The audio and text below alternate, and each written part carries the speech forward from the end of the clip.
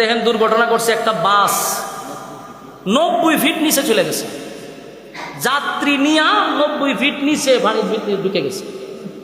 এখন আপনি চিন্তা করেন, এই বাসের ভিতরে কারো স্ত্রী ছিল, বাচ্চা কাচ্চা ছিল, ফ্যামিলি নিয়ে বাড়ির থেকে ঢাকার উদ্দেশ্যে রওনা দিছে, কত স্বপ্ন চোখে নিয়ে বাড়ির থেকে রওনা দিছে, কিন্তু রাস্তার মধ্যেই জীবনের সব স্বপ্ন শেষ।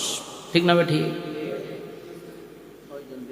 6 জন মাত্র বাড়িতে পারছে, বাকি যারা ছিল হয়তো বা এখন পর্যন্ত তাদের কোনো খোঁজখবরই হয়েছে।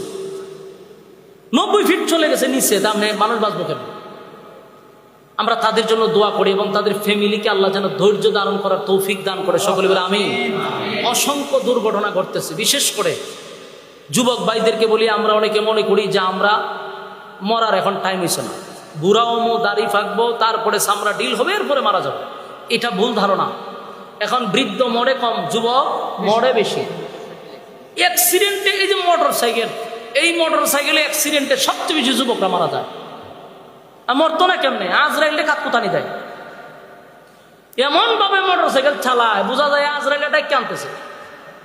সুন্দর ভদ্র ব্যবস্থা, এটা ইতা করে ইতা করে, ইতা করতে করতে আটকা আজরাইলে এসে দেখো আমার যখন কাতকুতানি দিছ চায়। ঠিক না বেটি? আল্লাহ আমরা বোঝার তৌফিক দান করুক। এই ধরনের মুসিবত থেকে আমরা, এরপরে বিভিন্ন জায়গায় দুর্ঘটনা ঘটতেছে, আমরা তাদের পরিবারের জন্য দোয়া করি, আল্লাহ যেন তাদেরকে ধৈর্য ধরার তৌফিক দান করে, এবং যারা শাহাদাত বরণ করছে আমরা তাদের জন্য দোয়া করি, আল্লাহ তাদেরকে জান্নাত দান করুক, আমিন।